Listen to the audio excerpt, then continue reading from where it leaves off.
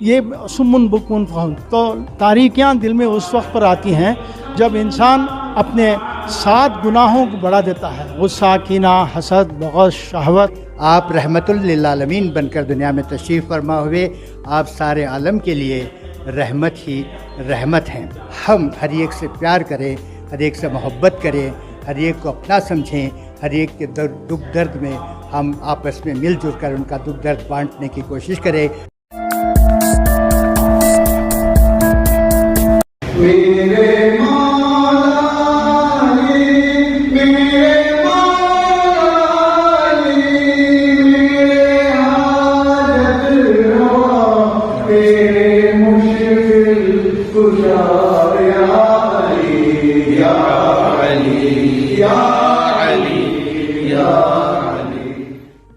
ریاست کرناٹکا کا معروف دینی و سماجی ادارہ انٹرنیشنل صوفی سینٹر کی جانب سے عید میلاد النبی کی مناسبت سے ایک اجلاس منعقد کیا گیا، جس میں شہر کی کئی اہم دینی و ادبی شخصیات نے شرکت کی۔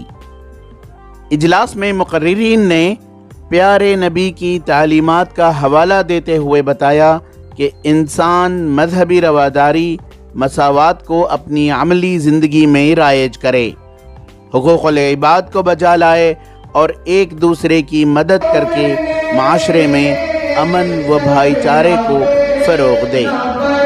اللہ تعالیٰ نے آدم علیہ السلام کو یہ کہہ کے بھیجا دنیا میں کہ تم اپنے دل کو صاف کرو، نور علی نور بن جاؤ۔ جب تک قلب سلیم حاصل نہیں کرو گے، جب تک میرے جلوہ کو نہیں دیکھ سکیں گے۔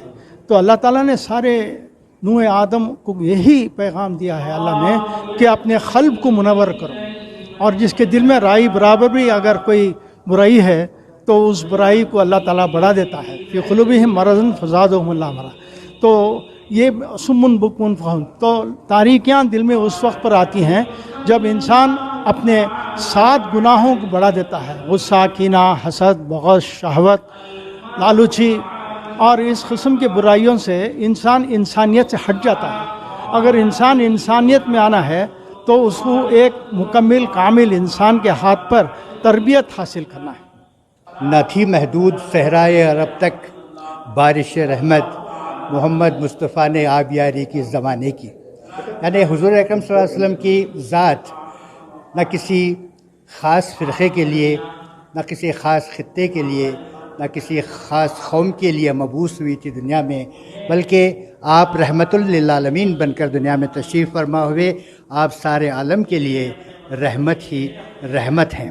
اور اسلام مذہب ہی ہمیں یہی سبق دیتا ہے کہ ہم لوگ مساوات اور رواداری اختیار رکھیں، اور حضور اکرم صلی اللہ علیہ وسلم کی تعلیمات بھی یہی ہیں کہ ہم ہر ایک سے پیار کریں، ہر ایک سے محبت کریں، ہر ایک کو اپنا سمجھیں، ہر ایک کے دکھ درد میں ہم آپس میں مل جل کر ان کا دکھ درد بانٹنے کی کوشش کریں۔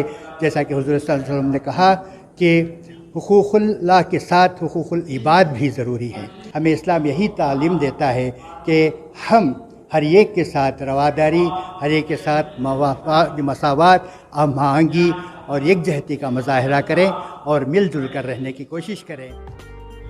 ETV بھارت کے لیے بنگلور سے رفیق جبار کی رپورٹ۔